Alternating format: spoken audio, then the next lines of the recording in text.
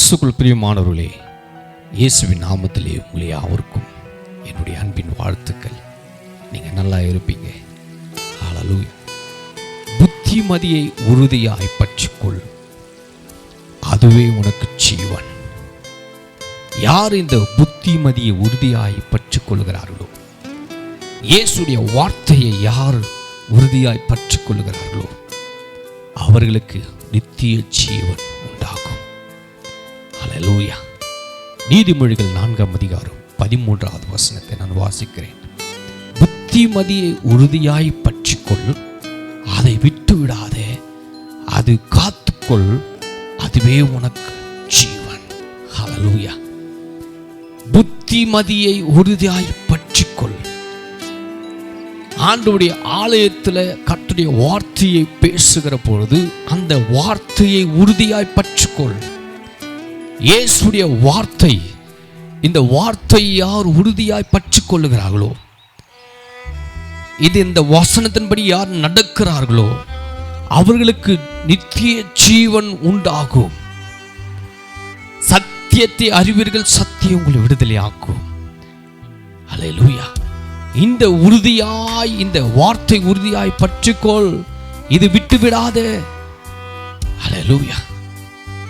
இந்த வசனத்தின்படி யார் வாழுகிறார்களோ, வசனத்தின்படி யார் வாழ ஒப்பு கொடுக்கிறார்களோ அதுவே அவர்களுக்கு ஜீவன் உண்டாகும். ஹல்லேலூயா. அது மாத்திரமில்லை, உறுதியாய்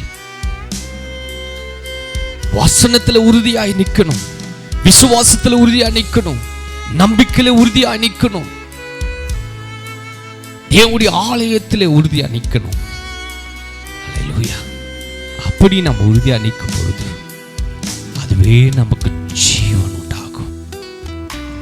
யோவான் 3:16 சொல்றார் பாருங்க, தேவன் தம்முடைய ஒரே பேரான குமாரனை விசுவாசிக்கிறவன் எவனோ அவன் கெட்டு போகாமல் நித்திய ஜீவனை அடையும்படி இவ்வளவாய் உலகத்திலே அவர் அன்பு கூர்ந்தார்.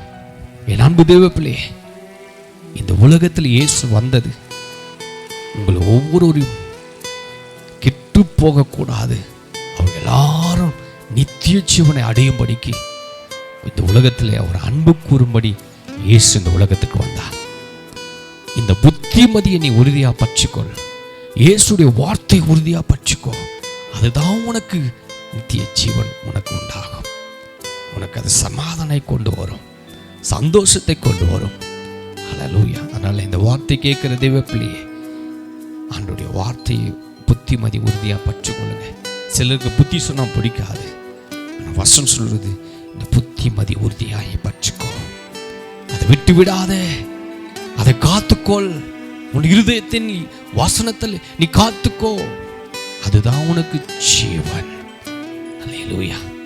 இந்த வார்த்தை கேட்கிற தேவ பிள்ளையே, இந்த வசனம் உனக்கு ஜீவன் உண்டாகும், சாவுக்கு ஏதுவான சரீரங்களை உயிர்ப்பிக்கும், சந்தோஷத்தில் சமாதானத்தை கொடுக்கும்.